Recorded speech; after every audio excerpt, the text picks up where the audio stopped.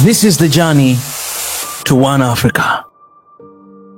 Your Excellency, Mr. Dennis Francis, President of the 8th session of the United Nations General Assembly, Your Excellency, Mr. Antonio Guterres, Secretary General of the United Nations, Your Excellencies, heads of state and government, and leaders of delegations, distinguished delegates, ladies and gentlemen.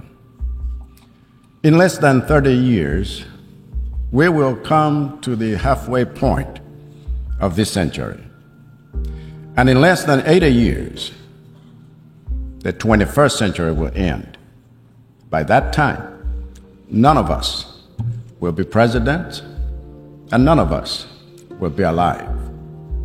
So when we stand at this podium and speak of the future, we speak of a future that does not belong to us.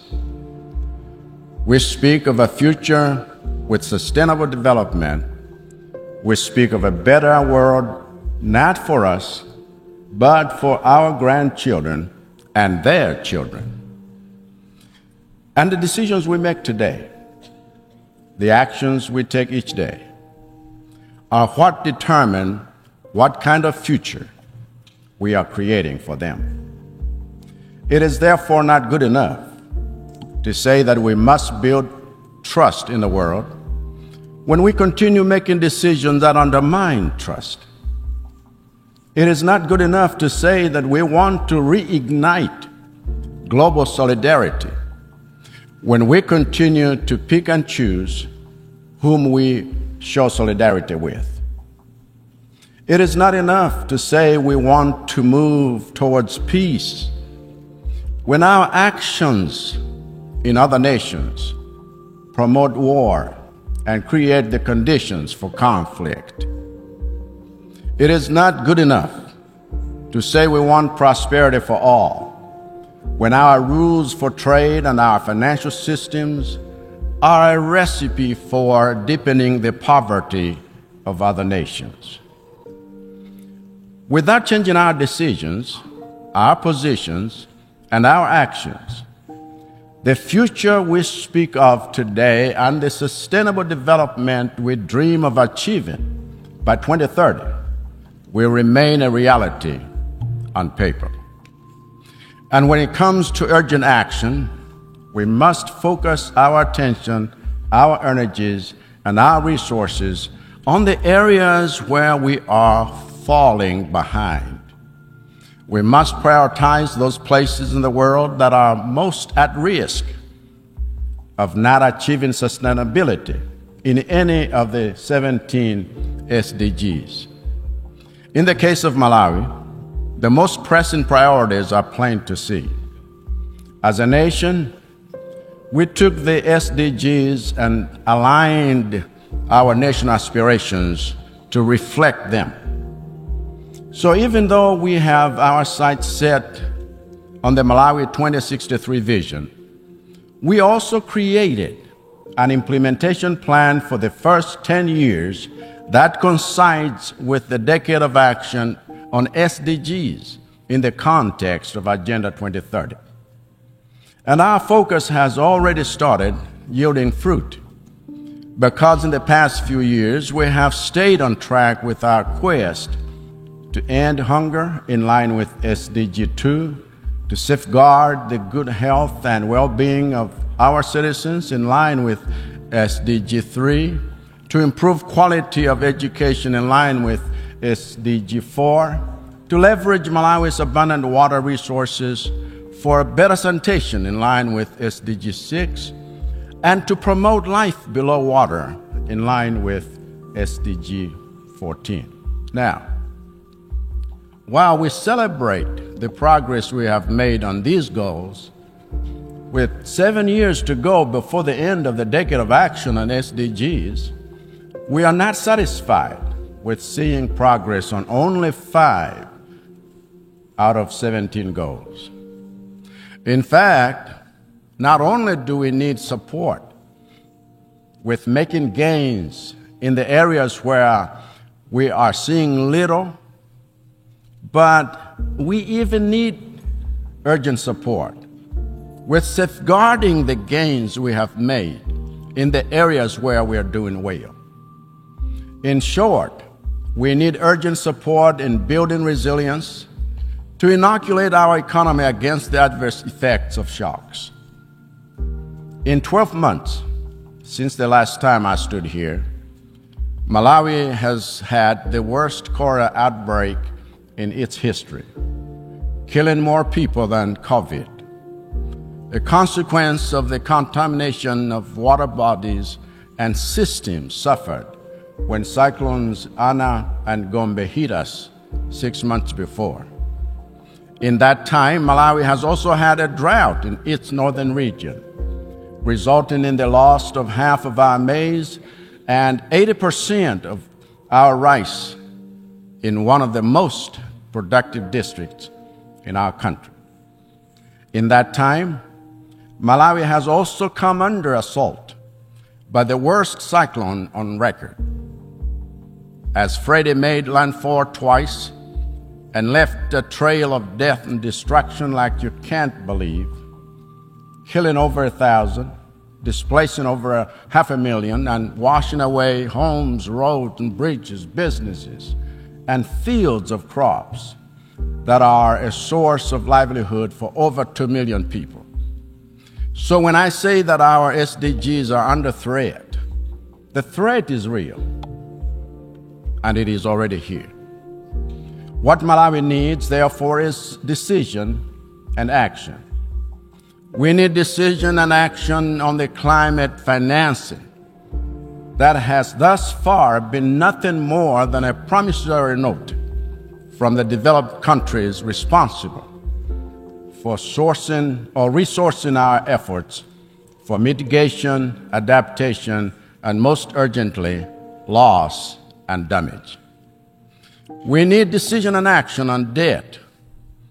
For like most least developed countries, Malawi is in distress because its debt is unsustainable.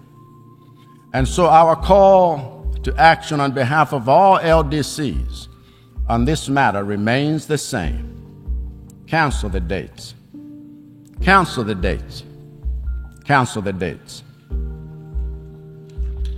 As a family of nations, we have already lost 2 years of progress during the decade of action due to economic shutdowns effected to contain COVID-19. And if you want the global economy to regain that lost ground, you must cancel the debts. We have lost another 2 years of progress during this decade of action due to economic disruptions caused by the war in Eastern Europe. And if you want to see LDCs catch up on SDGs, you must cancel the debts.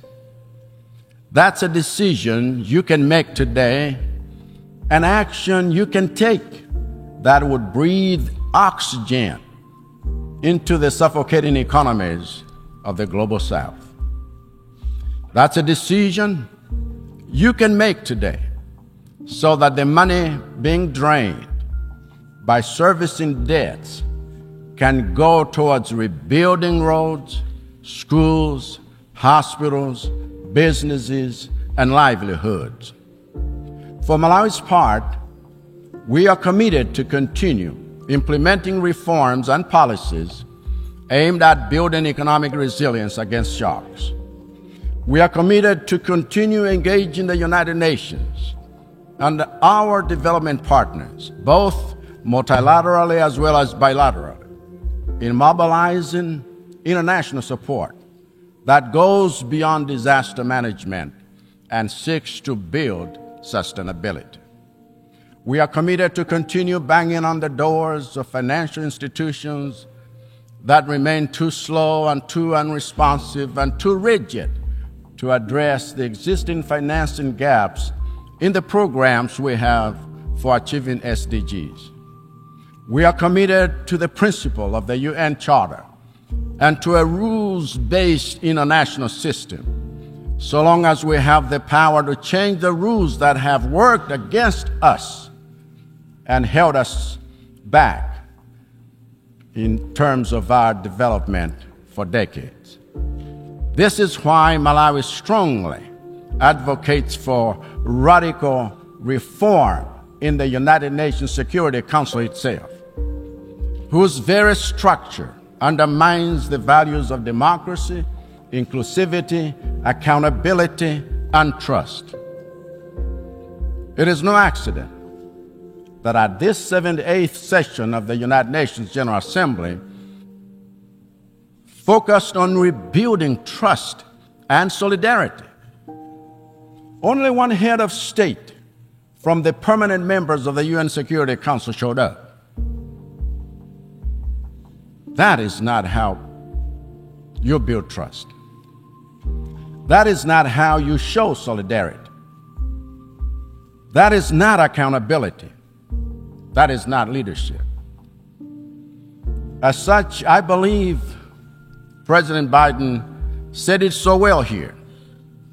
And Malawi joins the United States in insisting that Africa must have a permanent seat on the UN Security Council with veto power, because without that level of inclusivity, rebuilding trust and reigniting global solidarity will be a challenge. One of the reasons we need a reformed United Nations is because we need a new development paradigm going beyond 2030. We need a development paradigm that takes on board the interests of the developing world in a spirit of true partnership. We need a development paradigm that places partnership at the heart of our quest for SDG achievement. We need a development paradigm that promotes competition in matters of human ingenuity, science, technology, and innovation, and not in matters of militarization and economic exploitation, which are just new forms of colonization. We need a new paradigm that celebrates and rewards the developed nations that fulfill their commitment to finance resilience projects in developing countries. We need a new paradigm that establishes effective carbon markets to empower developing nations like Malawi with resources necessary for achieving sustainability and implementing their national adaptation plans. We need a new paradigm that builds each continent's capacity to tackle future pandemics, including vaccine manufacturing capabilities and proactive pandemic preparedness. And most importantly, we need a new paradigm that unleashes the full potential of our youth and puts them in the driving seat of the vehicles we are using to reach our SDG targets. For the future we are chasing after is theirs and not ours. I thank you.